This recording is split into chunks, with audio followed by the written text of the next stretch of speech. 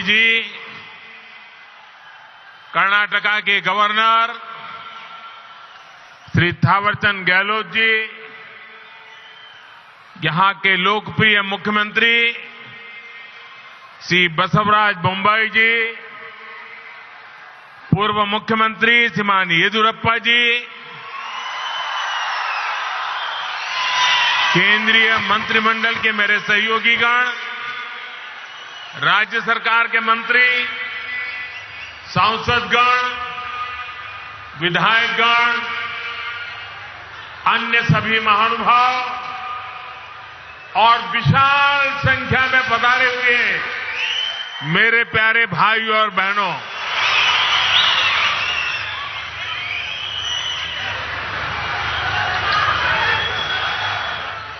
ये मेरा सौभाग्य है कि आज मुझे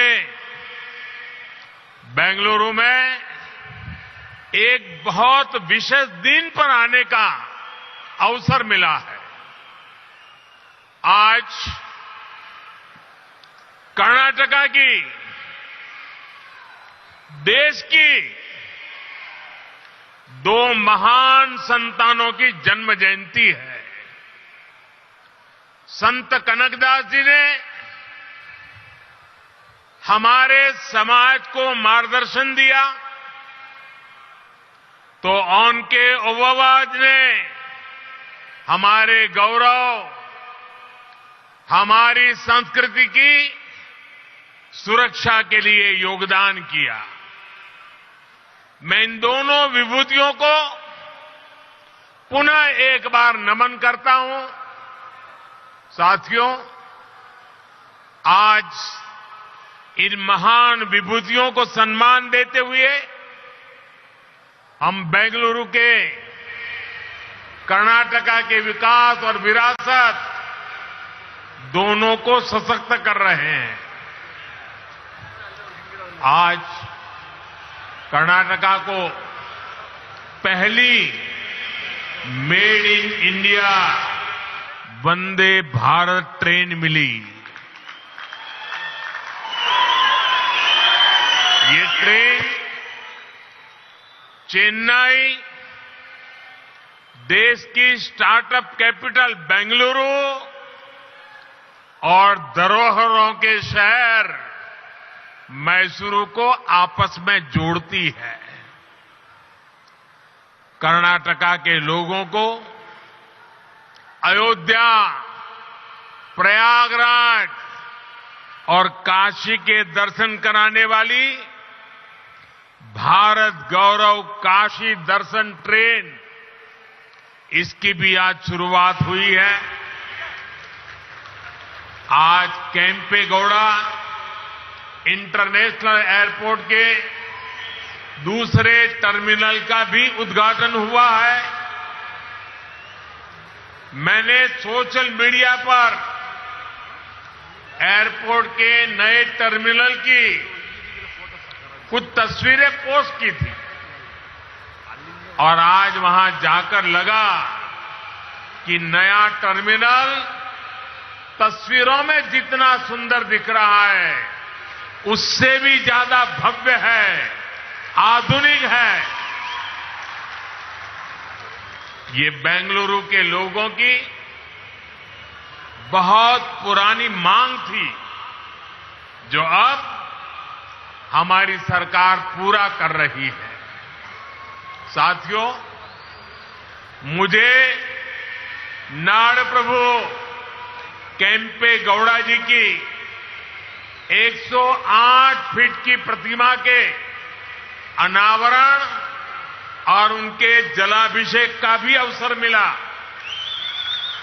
नाड़ प्रभु केम्पेगौड़ा की ये विशाल प्रतिमा हमें भविष्य के बेंगलुरु, भविष्य के भारत के लिए निरंतर समर्पित भाव से मेहनत करने की प्रेरणा देगी।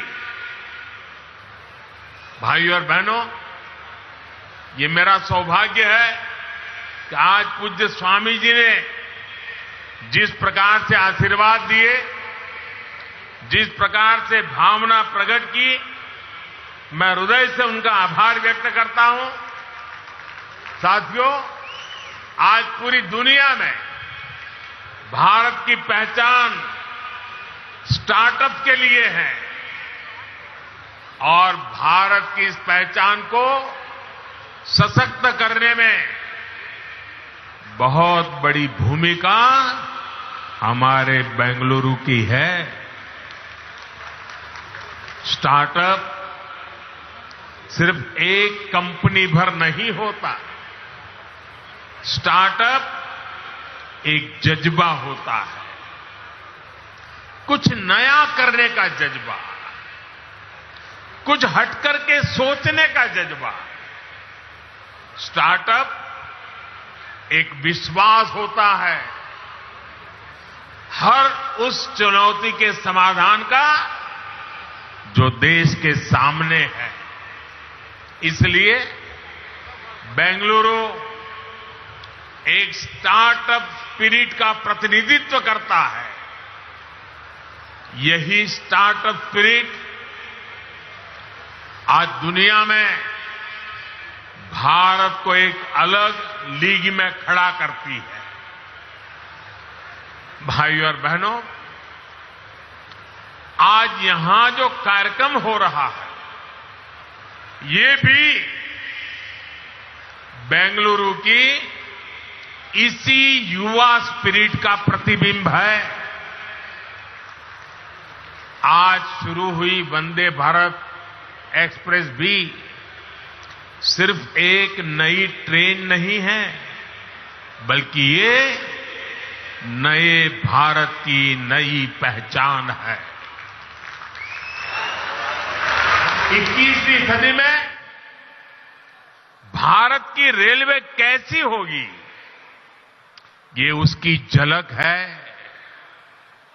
वंदे भारत एक्सप्रेस इस बात का प्रतीक है कि भारत अब रुक रुक चलने वाले दिनों को पीछे छोड़ चुका है।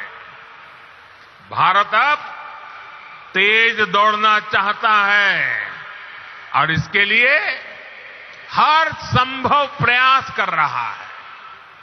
साथियों, आने वाले 8-10 सालों में हम भारतीय रेल के कायाकल्प का लक्ष्य लेकर चल रहे हैं। 400 से ज्यादा नई वंदे भारत ट्रेनें, विस्टाडोम कोचेस भारतीय रेल की नई पहचान बनने वाले हैं। मालगाड़ियों के लिए डेडिकेटेड फ्रेट कॉरिडोर, ट्रांसपोर्टेशन की गति बढ़ाएंगे और समय भी बचाएंगे। तेजी से हो रहा ब्रॉड गेज परिवर्तन का काम नए नए क्षेत्रों को रेलवे के मैप पर लेकर आ रहा है और इन सब के बीच आज देश अपने रेलवे स्टेशनों को भी आधुनिक बना रहा है। आज आप बेंगलुरु के सर एम विश्वेश्वरैया जी के रेलवे स्टेशन जाते हैं तो एक अलग ही दुनिया का अनुभव होता है। हमारा लक्ष्य देश के बड़े रेलवे स्टेशनों को इस प्रकार आधुनिक बनाने का है। इसी सोच के साथ यहां कर्नाटका में भी बेंगलुरु कैंटोनमेंट यशवंतपुर रेलवे स्टेशनों का भी कायाकल्प किया जा रहा है।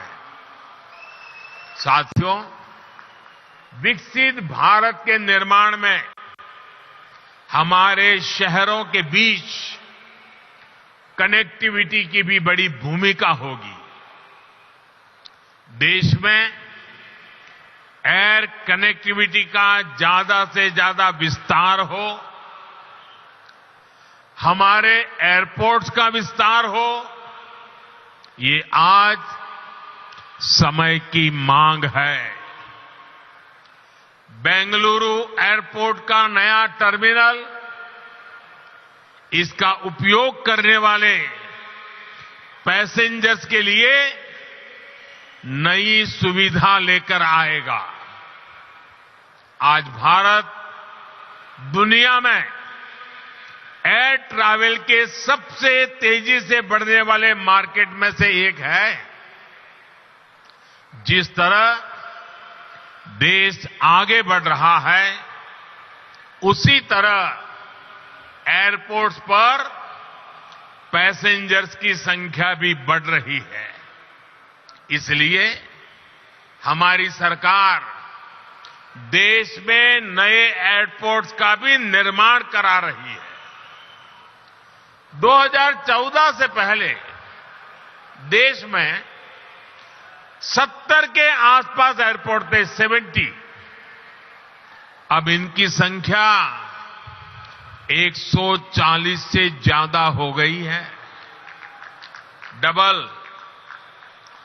बढ़ते हुए ये एयरपोर्ट्स हमारे शहरों का बिजनेस पोटेंशियल बढ़ा रहे हैं, नौजवानों के लिए नए अवसर भी बना रहे हैं। साथियों, आज पूरी दुनिया में भारत में निवेश के लिए जो अभूतपूर्व विश्वास बना है, उसका बहुत बड़ा लाभ कर्नाटका को भी मिल रहा है। आप कल्पना कीजिए, बीते 3 वर्ष जब पूरी दुनिया कोविड से प्रभावित रही, तब कर्नाटका में लगभग 4 लाख करोड़ रुपए का निवेश हुआ। पिछले वर्ष एफडीआई को आकर्षित करने में कर्नाटका देश में अग्रणी रहा है। और ये जो निवेश हो रहा है, ये सिर्फ आईटी सेक्टर तक सीमित नहीं है, बल्कि बायोटेक्नोलॉजी से लेकर डिफेंस मैन्युफैक्चरिंग तक हर सेक्टर का यहां विस्तार हो रहा है। देश में एयरक्राफ्ट और स्पेसक्राफ्ट इंडस्ट्री में 25% हिस्सेदारी ये हमारे कर्नाटका की है।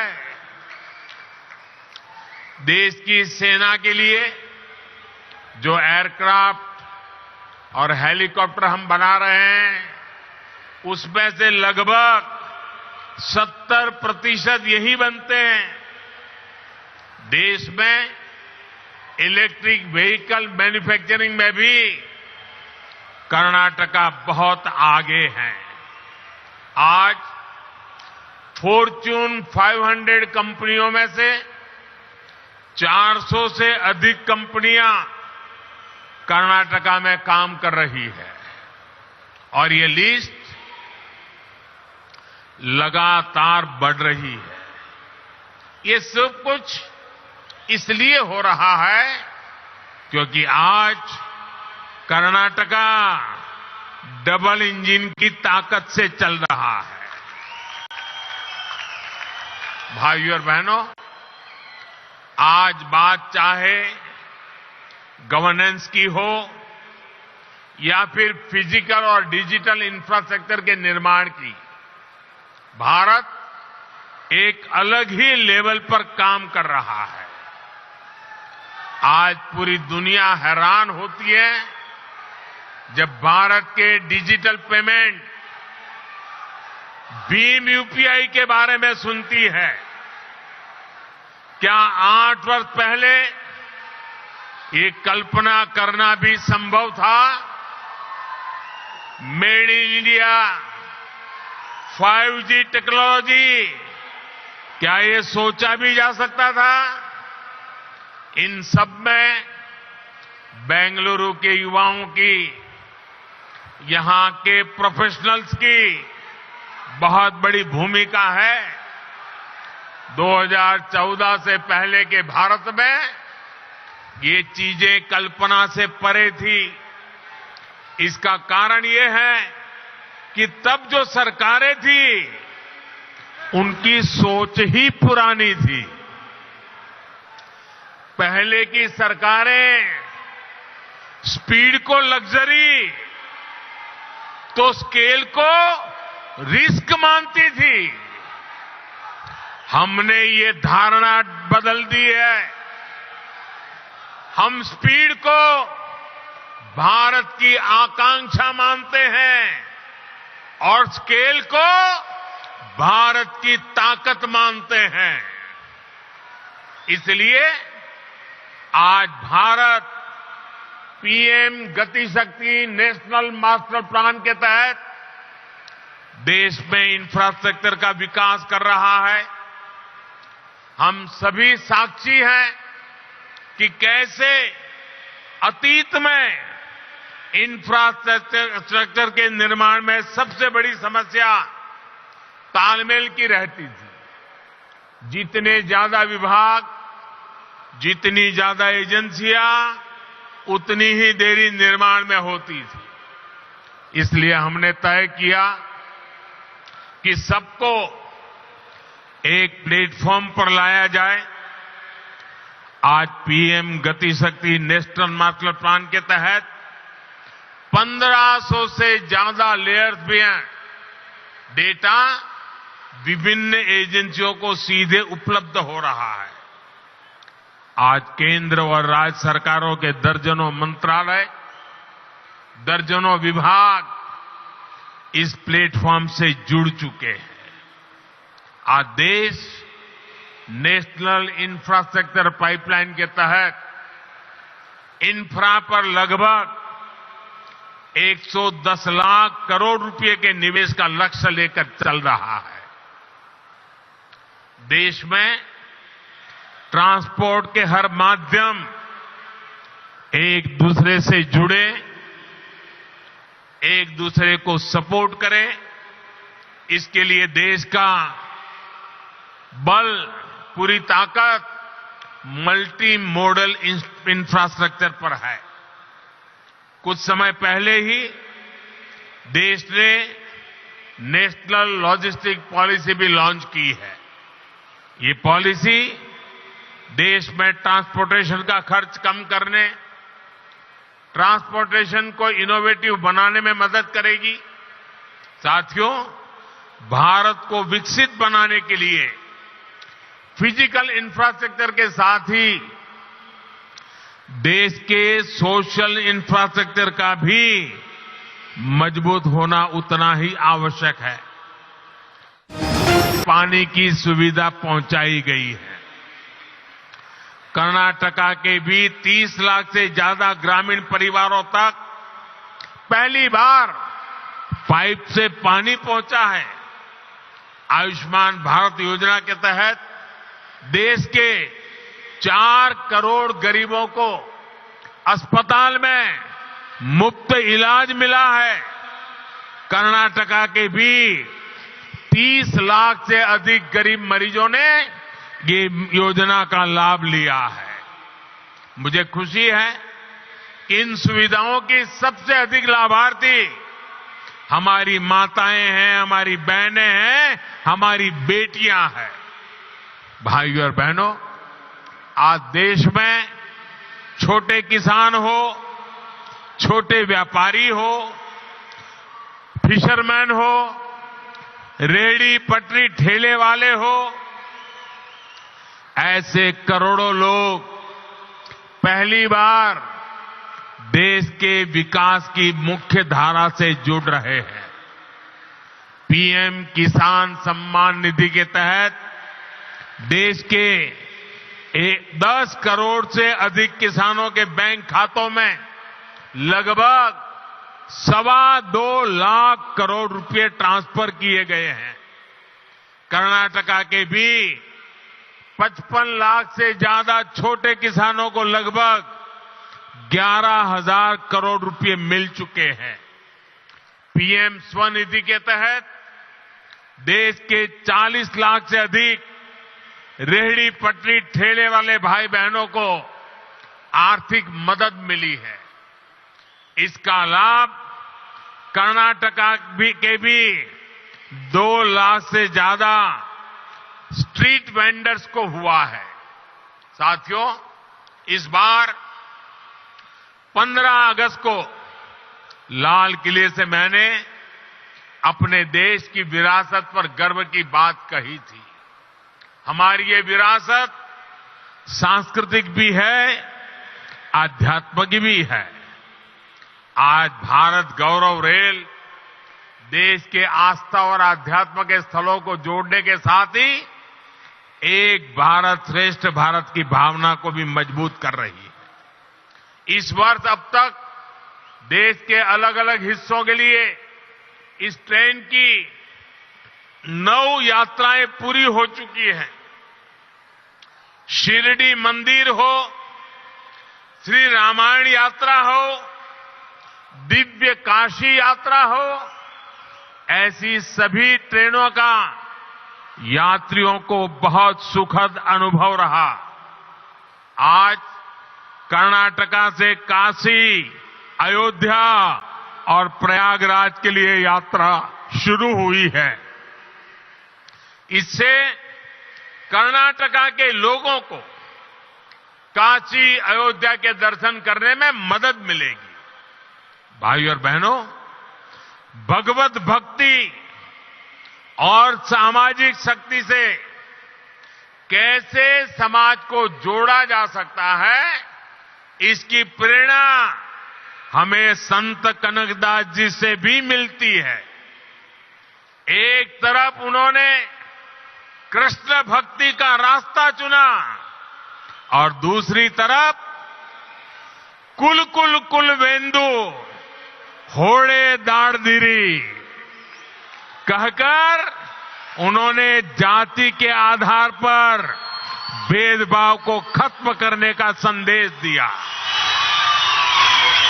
आज पूरी दुनिया में मिलेट्स यानी मोटे अनाज के महत्व को लेकर के चर्चा हो रही है।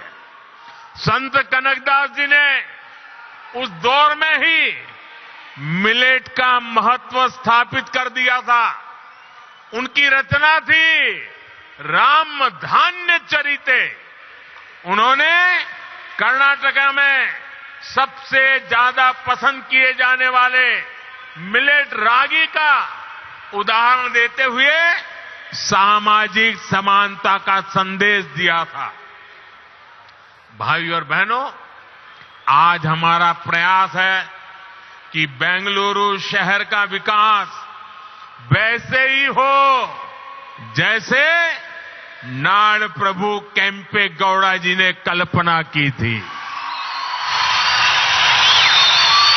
इस शहर की बसावट यहां के लोगों को केम्पे गौड़ा जी की महान देन है। इस बसावट में उन्होंने जिन बारीकियों का ख्याल रखा है वो अद्भुत, अद्वितीय है। सदियों पहले उन्होंने बेंगलुरु के लोगों के लिए कॉमर्स, कल्चर और कन्वीनियंस की योजना तैयार कर दी थी। उनकी दूरदृष्टि का फायदा आज भी बेंगलुरु के लोगों को मिल रहा है। आज व्यापार, कारोबार, उसके रूप रंग भले ही बदल गए हो, लेकिन पेटे आज भी बेंगलुरु की कॉमर्शियल लाइफलाइन बना हुआ है। नाड़ प्रभु केम्पे गौड़ा जी का बेंगलुरु की संस्कृति को भी समृद्ध करने में अहम योगदान है। यहां का मशहूर गवि गंगाधरेश्वर मंदिर हो या बसवनगुड़ी इलाके के मंदिर, इनके जरिए केम्पे गौड़ा जी ने बेंगलुरु की सांस्कृतिक चेतना को हमेशा के लिए जीवंत बना दिया। बेंगलुरु शहर के लोग इस शहर की ऐसी बेमिसाल बसावट के लिए केम्पे गौड़ा जी के हमेशा आभारी रहेंगे। साथियों, बेंगलुरु अंतर्राष्ट्रीय शहर है। इसे हमें अपनी विरासत को संवारते हुए आधुनिक इंफ्रास्ट्रक्चर से समृद्ध करना है। ये सबका प्रयास से ही संभव है। एक बार फिर आप सभी को नए प्रोजेक्ट के लिए मैं बहुत बहुत बधाई देता हूं। पूज्य संतगण ने आकर के आशीर्वाद दिए, मैं उनका आभार व्यक्त करता हूं। और इतनी बड़ी तादाद में उमंग और उत्साह से भरे हुए कर्नाटका के नौजवान, कर्नाटक की माताएं बहनें, यहां का किसान हमें आशीर्वाद दे रहा है। मैं हृदय से आपका बहुत बहुत आभार व्यक्त करता हूं। धन्यवाद। बहुत बहुत धन्यवाद माननीय प्रधानमंत्री जी। बंधुगणे, कर्नाटकದ डबल इंजिन सरकार। कर्नाटक की राजधानी बेंगलुरु से प्रधानमंत्री को सुन रहे थे आप। आज कर्नाटक को पहली वंदे भारत ट्रेन मिली है। कर्नाटक के विकास और विरासत दोनों को ही हम सशक्त करने में लगे हैं। स्टार्टअप सिर्फ कंपनी नहीं बल्कि एक विश्वास है और भारत को सशक्त करने में बेंगलुरु की बहुत बड़ी भूमिका है। भारत के कायाकल्प का लक्ष्य लेकर के हम चल रहे हैं। भारत के रेलवे स्टेशन आधुनिक बन रहे हैं, यही हमारा संकल्प है, ये प्रधानमंत्री ने कहा। आज का भारत तेज दौड़ने वाला भारत है। कर्नाटक की राजधानी बेंगलुरु में प्रधानमंत्री ने कहा कि आज कर्नाटक डबल इंजन की ताकत से चल रहा है। यही एक वजह है कि विकास की एक नई भारत, विकास की एक नई पटकथा बेंगलुरु कर्नाटक लिख रहा है।